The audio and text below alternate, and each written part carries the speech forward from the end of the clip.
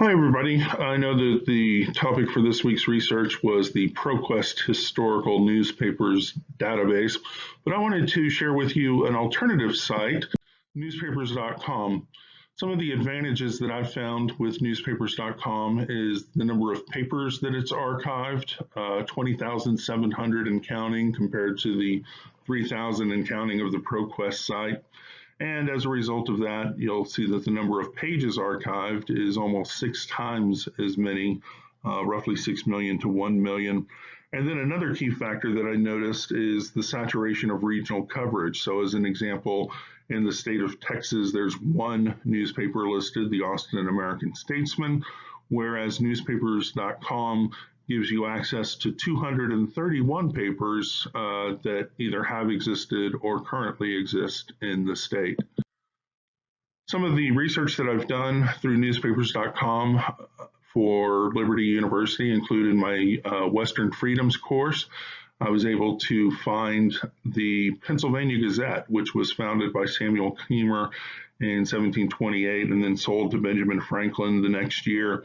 And throughout his ownership, Franklin would provide essays on key topics. So, for example, here from November 10th, 1737, is an essay on freedom of speech.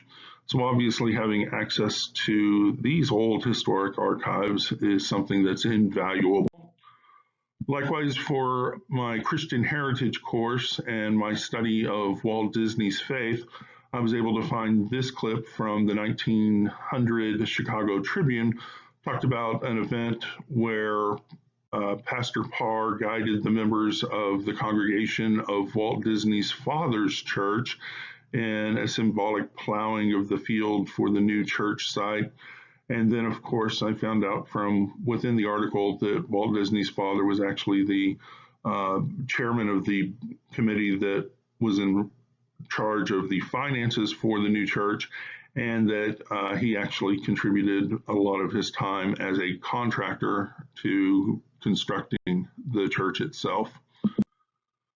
Speaking of Disney, here's the Los Angeles Times coverage of the opening day at Disneyland in 1955. This has been helpful for both my historiography class and also for my research on Disney and his role as a Cold Warrior. And here you can see that one of the areas of emphasis from the Los Angeles Times editors on the opening of Disney was the band playing the Star-Spangled Banner and raising the flag at the entrance to Disneyland. So that certainly helped support my research into the role that Disney played in waging the Cold War for the United States. It's also an area of personal interest that I found newspapers.com to be helpful in, and that is looking at some of the University of Texas sports records from the past and helping the staff at the Sports Information Office fill in some of their gaps. So, for example, this year's media guide didn't have dates listed for these games that were played in 1925. And I was actually able to use 3 or 4 papers in the state of Texas and track down the days that these games were played so that in next year's media guide, they'll have that information. I actually also found 14 games that the University of Texas had played that weren't recorded in their official records, including one with their former Big 12 rival, the University of Missouri. University of Missouri always had one more win recorded for itself in the series than the University of Texas had losses. And I was able to find confirmation that that game did indeed happen.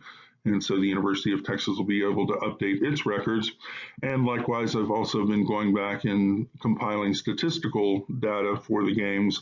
They previously went back to about 1951. And so I've been able to go through and find the scoring summaries and lists of scores and the yardage statistics for University of Texas football games and helping them with their online media guide. So again, that's simply newspapers.com. 6-month subscription costs $75. They do have a 2-week free offer if you'd like to browse the site. And it could be a great supplement to you, a great supplement to the ProQuest Historical Newspaper site as you do your research.